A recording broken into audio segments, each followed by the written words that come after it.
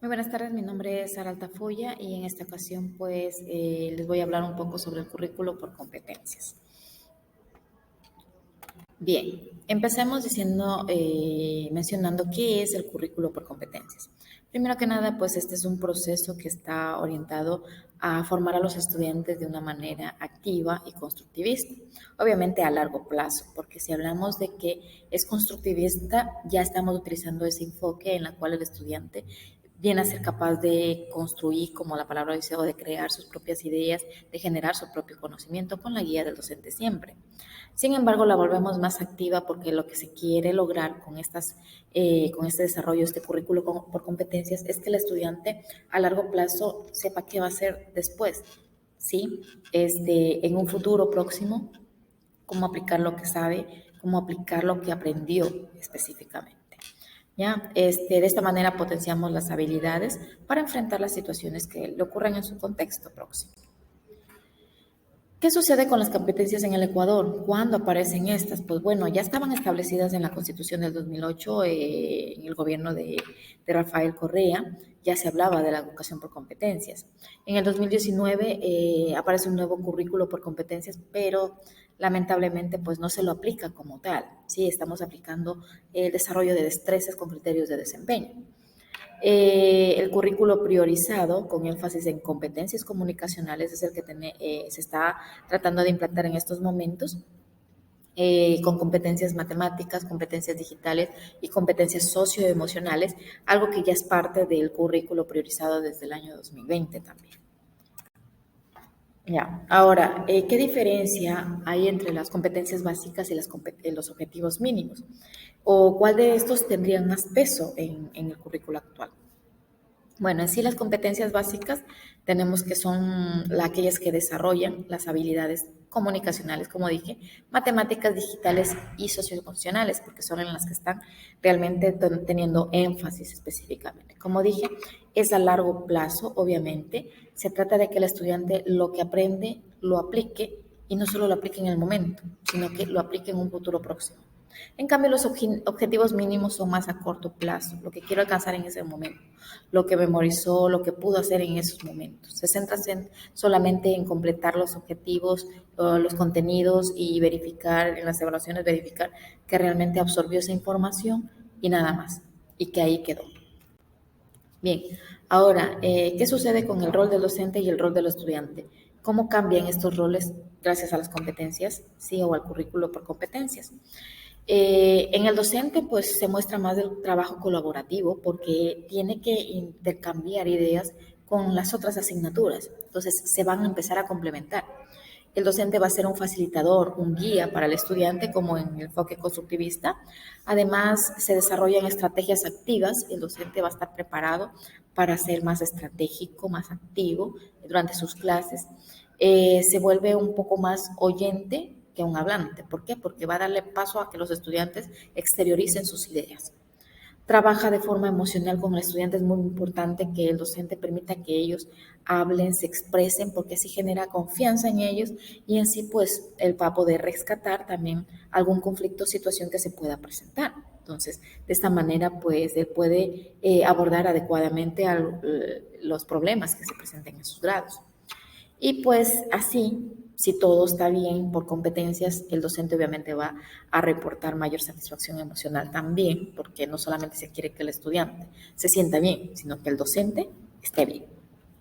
En cambio, en el estudiante, el rol que se cambiaría es que lo vuelve más activo, como dije, se le va a dar la oportunidad de que se exprese más, se exprese muchísimo mejor. Además de eso, pues el estudiante se vuelve más responsable porque a la vez se le está dando esa responsabilidad.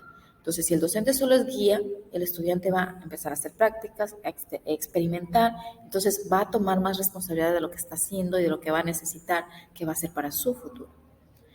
Desarrolla sus competencias solo con la guía del docente, como dije, y es más expresivo y participativo.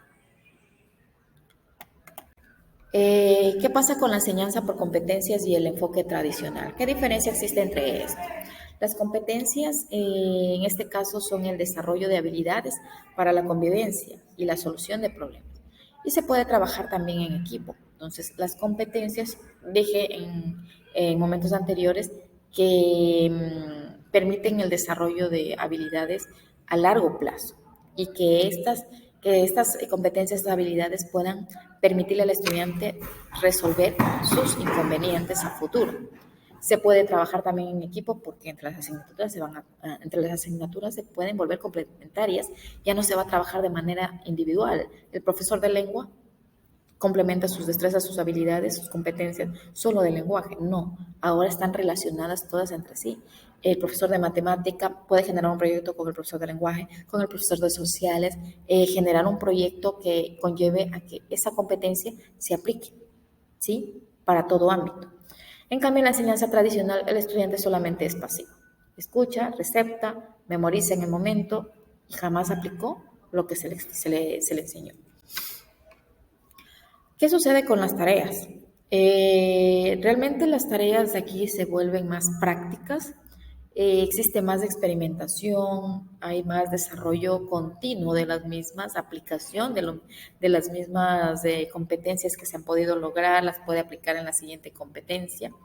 Y así se perfeccionan esas habilidades y los chicos pueden generar sus propios productos, no dejarlos inconclusos. En las unidades didácticas por competencias existen varios apartados, ¿sí? Para que las mismas tareas puedan ser bien direccionadas. El primer apartado es el de diagnóstico, fuera de los datos, obviamente. La parte de diagnóstico, en la que no solamente se ve con qué conocimiento viene el estudiante, sino con qué situación emocional viene el estudiante, cómo es su contexto social, porque el docente tiene que conocer cómo son sus estudiantes, no intelectualmente, no académicamente, nada más. ¿Sí? Se tiene que trabajar en la parte emocional de los jóvenes, cómo interactúan, se relacionan entre ellos o no. Viene la segunda parte, que es el aprendizaje disciplinar, las competencias, los contenidos que corresponden a la asignatura como tal. Viene el aprendizaje interdisciplinar, es otro apartado, también dentro de la planificación de unidades didácticas, en donde ya se generan proyectos entre diferentes disciplinas. Como dije, por ejemplo, puede ser un proyecto que se genere entre 3 asignaturas, 4 asignaturas, en el cual la institución debe darle la apertura a los docentes a reunirse y generar estos proyectos que puedan dar productos, ¿sí?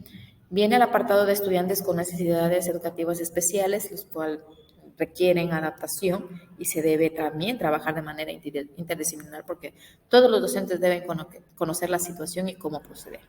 Y por supuesto viene la situación de acompañamiento, el apartado de acompañamiento en la cual en caso de que no se alcancen las competencias que se necesitan, se requieren o no se llegue al porcentaje deseado, se trabaje con un nivel de profundidad menor o un nivel de dificultad menor, hacerle refuerzos al estudiante por medio de tutorías.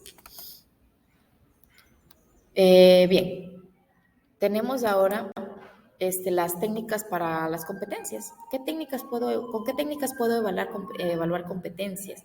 ¿Con qué estrategias metodológicas puedo evaluar? Existen diversidad de técnicas, de estrategias que el docente puede aplicar dentro de su aula para verificar que todo se haya desarrollado correctamente.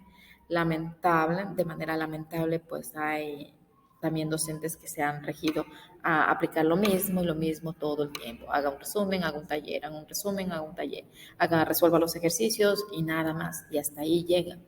Sin embargo, pues estas que estoy presentando en este momento son ciertas técnicas que se pueden abordar para evaluar las competencias, verificar que el estudiante está comprendiendo no solamente la información, sino cómo aplicar esa información.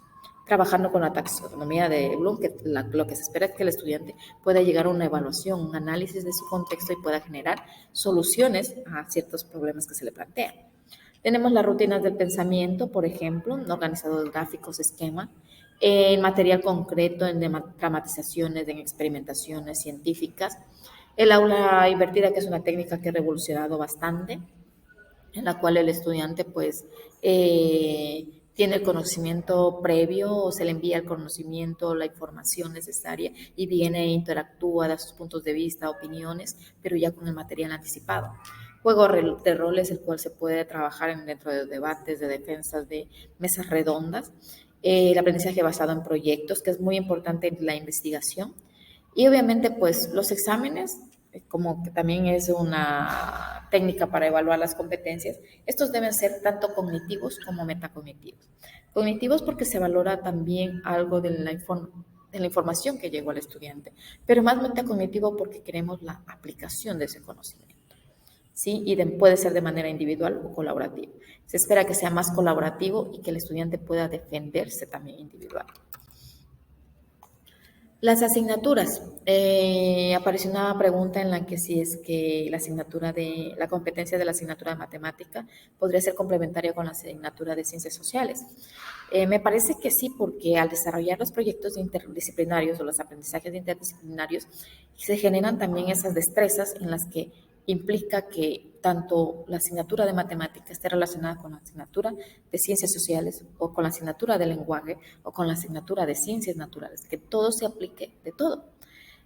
Un ejemplo podría darse, podríamos decir que el estudiante investigue cuál es la población económicamente activa, ¿sí? ¿Qué porcentaje es la población económicamente activa? Cuando hablo de porcentaje, ya estamos hablando de matemáticas. ¿Y cuando hablamos de ciencias sociales? Cuando hablamos de lo económicamente activa. ¿Por qué es activa? ¿A qué se dedica?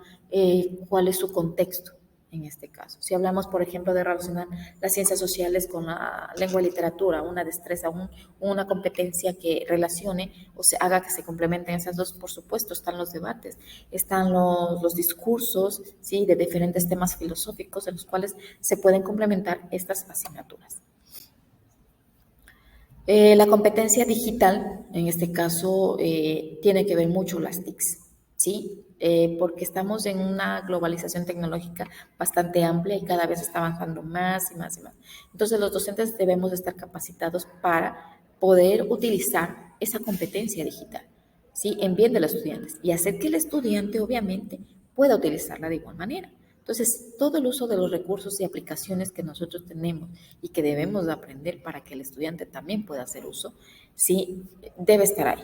Se complementa con todos, con las competencias comunicacionales, como por ejemplo en lengua y literatura, en ciencias sociales, para la generación de blogs, de discursos, de videos explicativos, en las competencias matemáticas, diferentes herramientas que existen para gráficos cartesianos, para resolución de ejercicios matemáticos o de problemas o gráficas, y las socioemocionales, pues tenemos nosotros los blogs en donde ellos pueden plasmar sus escritos, las redes sociales, tratar de direccionar correctamente cada una de estas herramientas que tienen a la mano.